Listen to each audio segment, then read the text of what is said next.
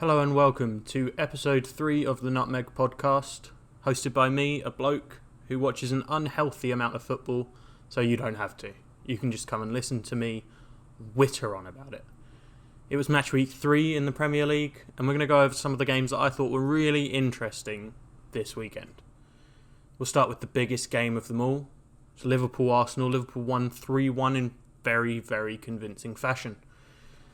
And my first thing I'm going to say about this game is that David Luiz is a joke.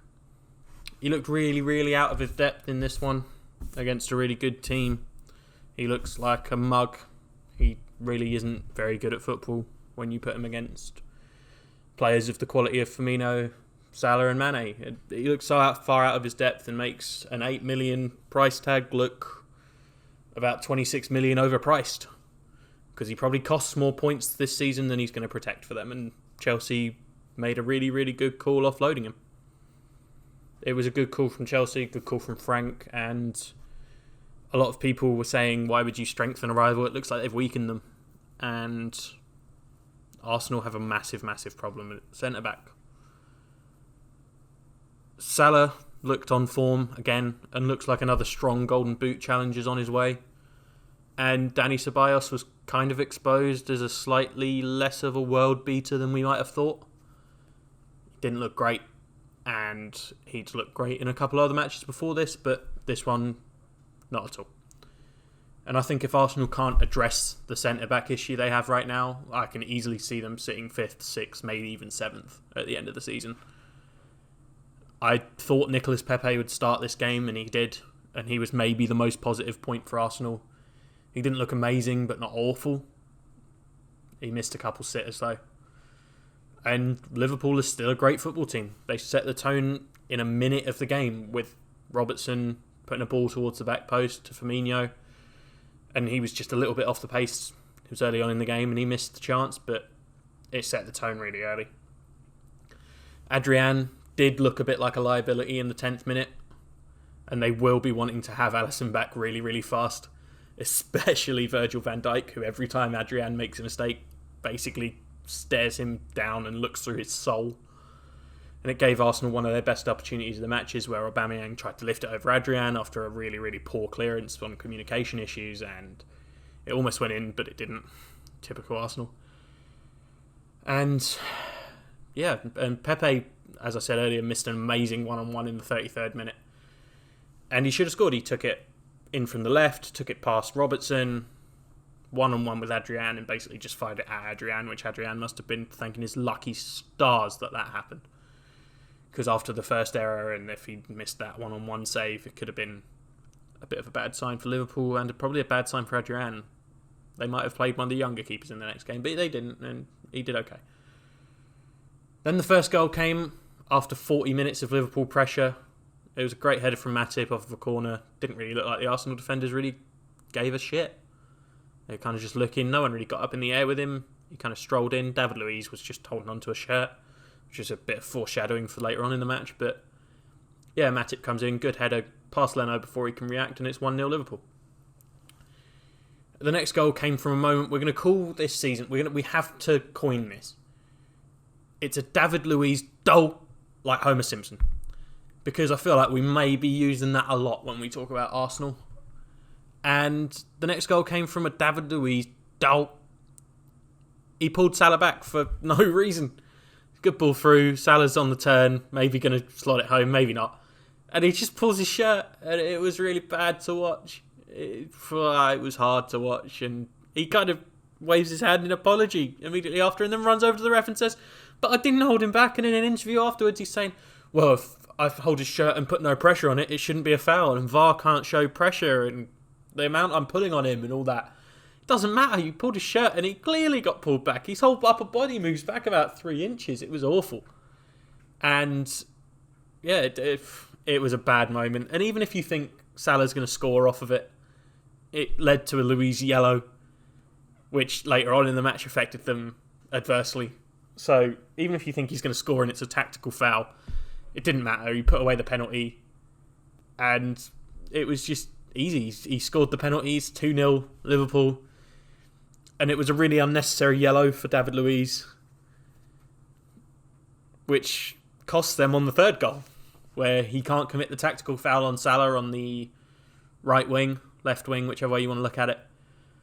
And Salah goes past him because he can't defend him. He can't commit the tactical foul. Even then, it's terrible defending. He just kind of lets him go past. There's nothing really. He doesn't even really make an effort. But regardless, yeah, third one, Salah goes past Luiz. Luiz looks awful again, really out of his depth. And, he slots it easily past Adrian, past Leno. And it's 3-0 before the 60th minute. Luiz didn't even try on that one, and it's a problem. I don't know where Monreal really was. He didn't seem to be where he needed to be to help Luiz. And then a consolation goal late from Arsenal. Torreira got lucky off of a kind of scuffed first shot. Second shot goes in. Liverpool will be disappointed about that, but it is what it is ultimately. And it was a bad performance from them all round. And I've got a couple of takeaways from this game, and it's not going to surprise anyone. Arsenal have a defensive problem. Even if Hector Bellerin and Kieran Tierney regularly start when they come back healthy, David Luiz is a liability of epic proportions. Also, Dani Ceballos didn't look great, with no chances created, and he was dispossessed 4 times. Liverpool's takeaways, they're still a great team, and will make a good run at the title this year if they keep this kind of pressure up and performances up. They look really good. We'll move on to Norwich versus Chelsea. And before we start, it was a 3-2 Chelsea win, but before we start, Teemu Pukki is still really good at football. He's a really good striker, and yeah, I still enjoy watching him, and I think he's a really, really good player, and I think it's creating a bit of a culture around Norwich. And that culture just makes them really interesting to watch, and I'm going to keep watching them for the rest of the year. Their fullbacks get so high up, and their passing is intricate, slide rule stuff that at times makes it seem like you're watching City. With Pukki as Aguero and some of the players around him as De Bruyne, it looks really, really good. And it's worth watching every weekend. And I'm going to continue to watch Norwich all season long. I'm going to make it a priority to watch them because out of the 3 promoted teams, they're by far the most interesting. And in my opinion, I think Pukki is a really good long odds bet for Golden Boot. Because Norwich are heavily reliant on his contributions, and a lot of their play centres around him, which some people may say is a bad thing if he gets injured or, players around him get injured. But it's better than what some clubs have, which is just no central figure to play through at the moment, e.g. Man United, which we'll talk about later. But Chelsea looked really good in this one. Take nothing away from them. Even though Norwich looked good, Chelsea looked better. And the scoreline reflects that. They looked shaky defensively, and they need Rudiger to come to recover quickly, because they usually have a lot of possession in games, especially like this one. And especially possession in the back third. And Zuma just doesn't have the ball skills to handle that kind of workload and pressure on him. And when teams start to press him, like we saw in the Man United game in week 1, he really, really crumbles. And I think Frank Lampard should start playing around with the idea of Reece James as a more traditional right back. He was on loan last season, was Wigan's Player of the Year as a loan player, which is pretty rare. And he's a much more traditional right back, and it'll balance out the team more than having Azpilicueta at right back. It will kind of balance out the team with Emerson and Reece James as your fullbacks. And you could even move Azpi back into the middle because he's got much better on-ball skills than Zuma does. And Tammy Abraham finally showed a bit of his worth from last year's really good championship season that he had. And he had 2 goals. And he looked better than I thought he was, better than maybe I've been giving him credit for. But it's still Norwich. But it was still a good result for them. And Chelsea looked like potential top 4 finishers this year based on this game. I think the Man United game was a bit of a rough start for them and had a lot of people really doubting them. But they look like top 4 finishers this year, but they're way off the pace of title contenders. I would never even put them in that bracket. I think they're top 4 contenders, though, for sure. Takeaways from this one are that Norwich will be a fun watch and are going to be a team I actively want to see week in and week out. Other than that, Chelsea will be fine under Frank Lampard. At least fine enough to give him time till the end of the season and give him a proper transfer window where he can actually make some signings. Also, their away kits look really, really nice. I know it's not really football related, but their away kits look really, really nice. We'll talk about Spurs versus Newcastle in this one. And in the forecast video that came out last Friday, I predicted a Joe Linton goal in this one, his first for the club. And I was right about that. But I thought it would be a consolation after 2 goals from Spurs. But it was in the 36th minute. Off a great ball from Christian Atsu and a great touch from Joe Linton. And a really good finish. He celebrated in the wrong corner, but we're going to give him a pass on that. It was his first goal. But it's still a great start for the record signing. And Newcastle just set up a rearguard block after that goal. And after a couple of mini chances that they had throughout the rest of the game, but they really knew that they wanted what they wanted to do after that. They wanted to make sure they got at least a point after going goal up against Spurs, which for them, they would have taken at the beginning of the day.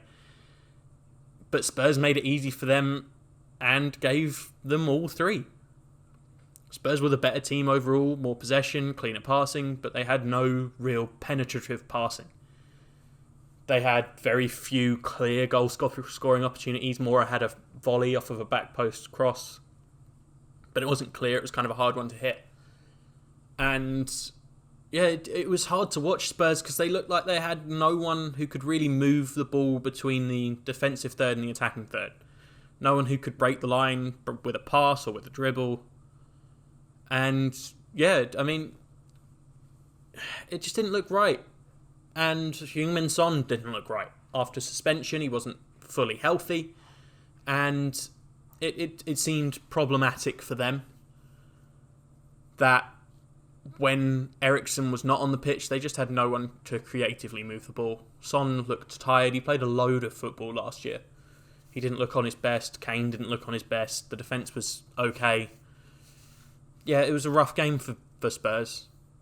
But it was a good win for Newcastle, but a poor loss for Spurs. You know, Steve Bruce talked about after the Norwich game that he wanted a siege mentality for Newcastle going into this one. And they really delivered because they went in hard. They came out off the box really good. They looked like they were a threat. Scored a goal and then retreated back and defended the goal. It was really, really positive for them. And the performance for Spurs kind of mirrored what United did in their game, which, again, we're going to talk about later. Takeaways from this game, Newcastle is still going to have to fight to survive and beat the relegation drop, as I really think this is an anomaly, and Spurs need Christian Eriksen to stay through all of the rumours of his transfer, which I don't ever think will really come to fruition. I think he'll stay to the end of the season, or at least until the January window. And they need Giovanni Lo Celso to be a good player, because they have a good striker and they have a decent defence, but no one to link those two aspects together, which is really important in the way the modern game is played. Let's talk about Manchester City versus Bournemouth.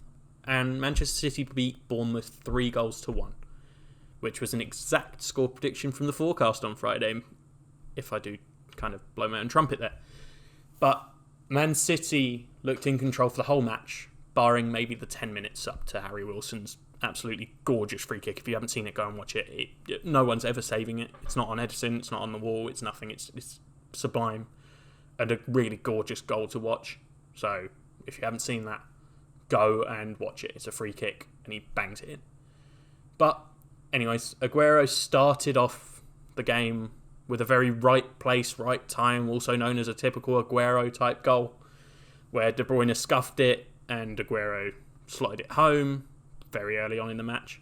And that scuff counted as De Bruyne's 50th Premier League assist, making him the fastest to do that in Premier League history by about, I think it's 18 games ahead of Mesut Ozil's record. And yeah, it was a good start for them. And then Sterling scored off an amazing first touch from a ball from David Silva, who teams still love to give a load of time in front of their back line just to pick out a pass, pick out a slotted kind of along the floor pass, or like this, a little chip through to Raheem, who had a really, really good first touch. and a really good finish that he wouldn't have been doing 2 years ago. And Pep has, again, we've talked about it before, Pep is installing this kind of finisher mentality in Raheem, and it's working. And as an England supporter coming up for the Euros, I'm really excited to see if he can actually perform in that regard, because in the World Cup and the Euros before that, he didn't have that finisher mentality, and now he's got it. I feel like it's a really good thing, not only for City but for England. And the third goal was an Aguero goal where he was basically just following David Silva through the box. Almost looked like he wanted to tackle him, and it worked because David Silva lost the ball and it was an easy poke through for Aguero. And City got back onto a good rhythm after a frustrating Spurs game the week before, and this should be a good run for them now. They've got Brighton next, then Norwich, then Watford, which, no matter how much I wax lyrical about Norwich, that should be 9 points for them.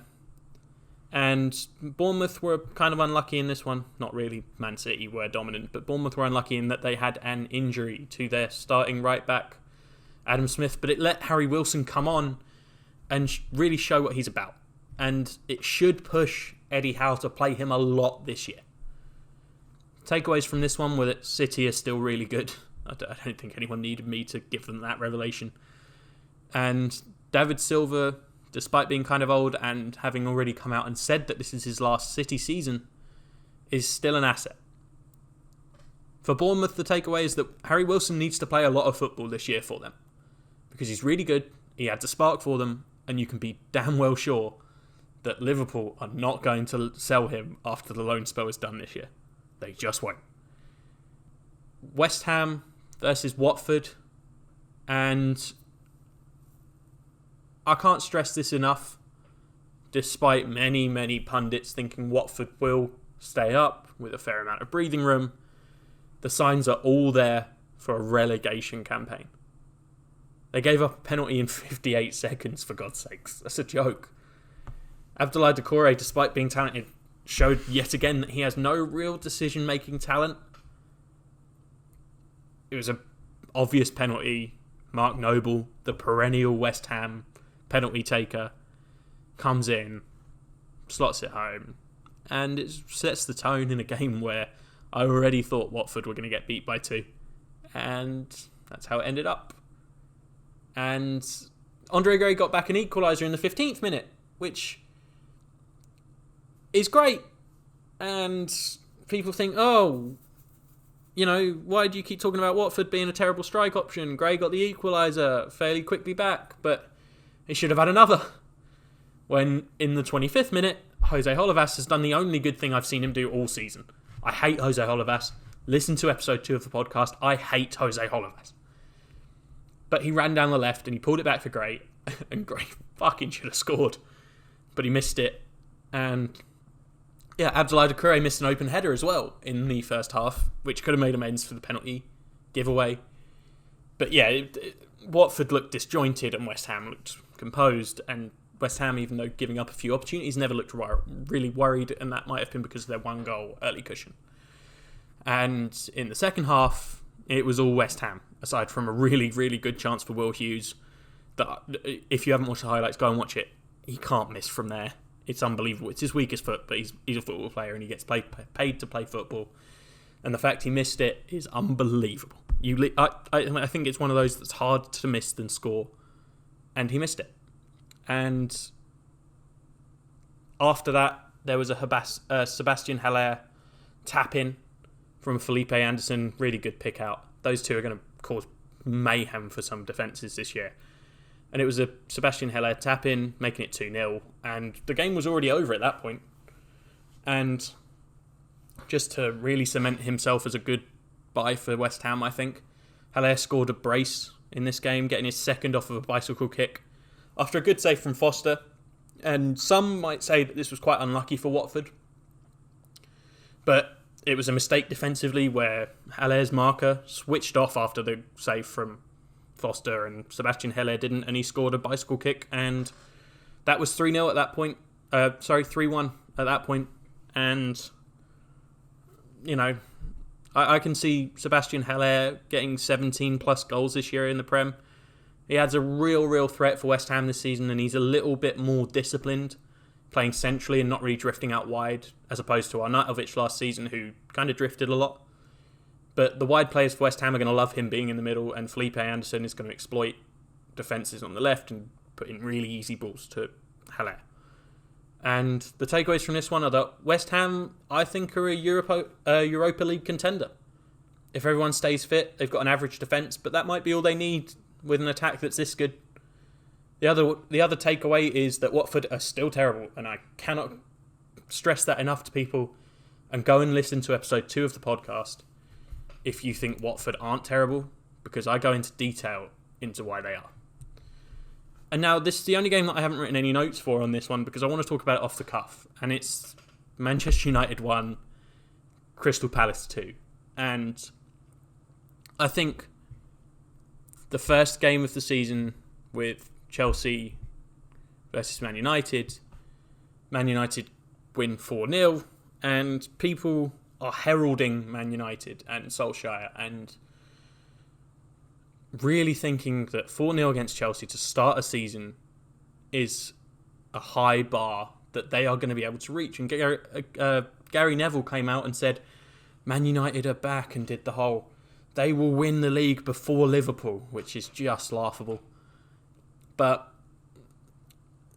then Man United went to Wolves and got a fairly disappointing draw where a lot of people think they should have won. Pogba missing the penalty, and I think people thought that was a bad result for United, that they played better than that. And then they came into this one, and I thought they were going to win 3-0, and they looked awful.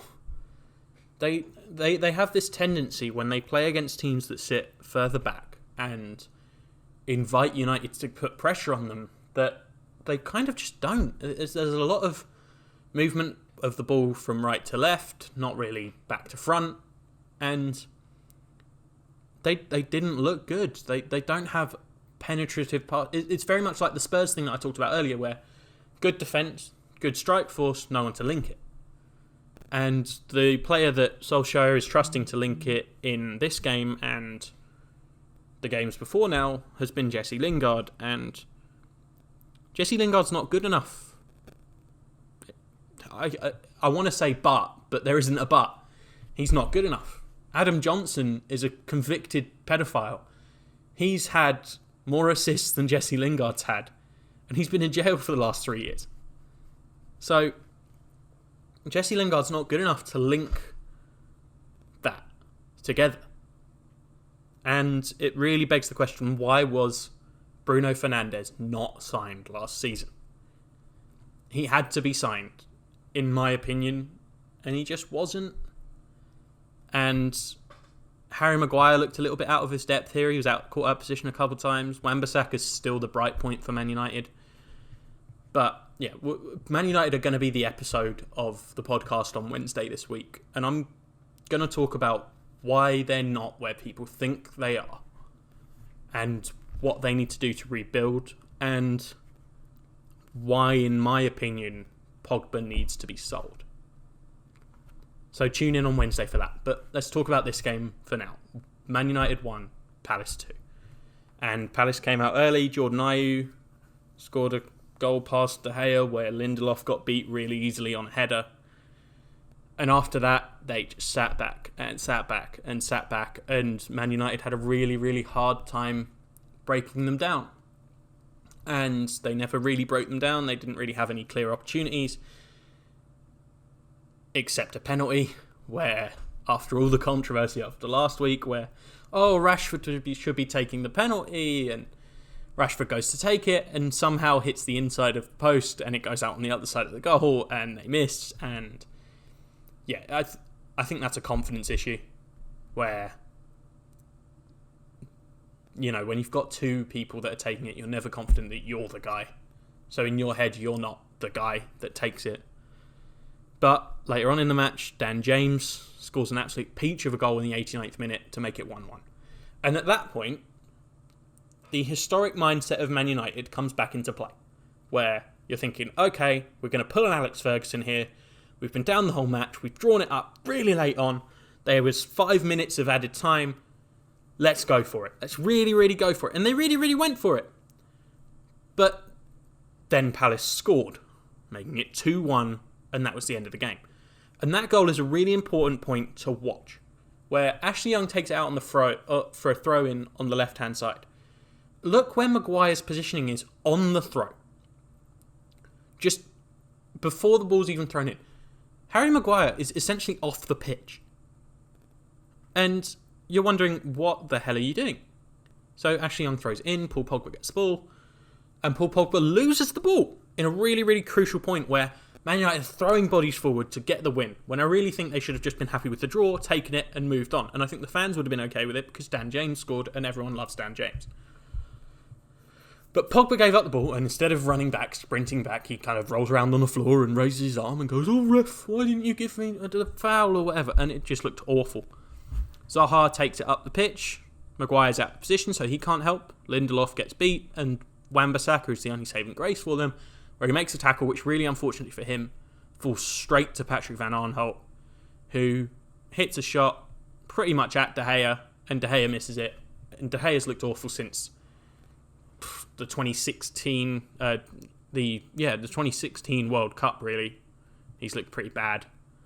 He's not looked himself, but regardless, it was a bad result for Man United, but a good result for Palace, who came in to the game with no real expectation of winning, would have taken a point in the beginning, and Roy Hodgson, I think, out-tacticked Solskjaer in this one.